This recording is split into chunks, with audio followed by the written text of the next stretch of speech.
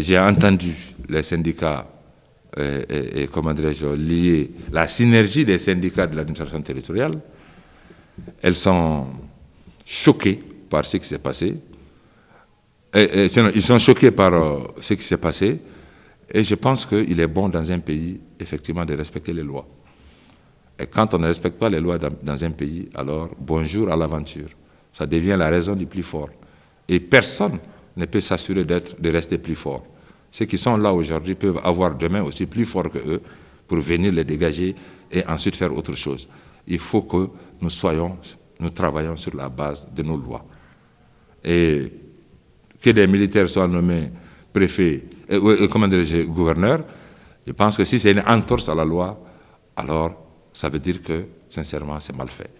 Je pense qu'il est important que la transition, les autorités de la transition ne considèrent pas ces administrateurs civils, ne considèrent pas ces préfets et gouverneurs comme des apatrides.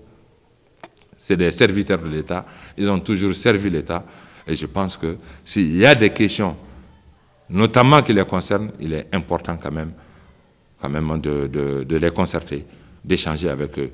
L'administrateur civil, c'est une vocation dans la vie. C'est des gens qui l'ont étudié, qui ont fait un choix de vie, un choix de carrière. Alors, ils ne peuvent pas, c'est-à-dire, être déboutés comme ça par des gens qui n'ont rien appris et qui n'ont rien oublié en la matière pour les remplacer. Non, un pays ne se gère pas comme ça. Voilà. Et nous exprimons notre solidarité, c'est-à-dire à tout le corps des administrateurs civils sur cette question. Nous sommes sous l'emprise de la loi, nous sommes dans une république et que si on enlève les lois, chacun peut aller dévorer l'autre, chacun peut aller tuer l'autre, il n'y aura pas de vivre ensemble. Notre vivre ensemble est cimenté par la vertu des lois que nous-mêmes nous sommes fixés. Si moi je ne peux pas aller tomber sur quelqu'un et prendre son argent, retirer sa maison, si moi aussi je peux dormir en paix chez moi, c'est parce que tout simplement, il y a des lois dans le pays. Je voudrais que la transition, sur tous les actes qu'elle pose, elle puisse dire au Mali, voici, c'est cette loi que nous avons. Alors, pourquoi? C'est-à-dire, sur des questions qui concernent d'intérêt national, sur des questions qui concernent tout le monde, pourquoi ne pas s'asseoir et discuter? La transition aujourd'hui est en train de discuter avec ceux qui ont pris les armes contre le pays, ceux qui ont voulu le séparatisme. Ils veulent discuter avec les terroristes qui ont endeuillé des milliers de familles au Mali.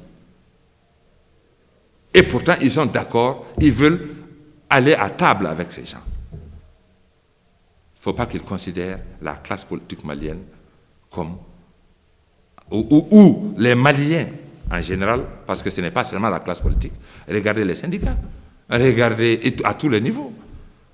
Donc, il ne faut pas que... Si on a pu avoir le courage de dire qu'on va négocier avec les djihadistes, on va négocier avec les terroristes, il faut avoir le courage de parler avec ses frères qui vivent à Bamako ici.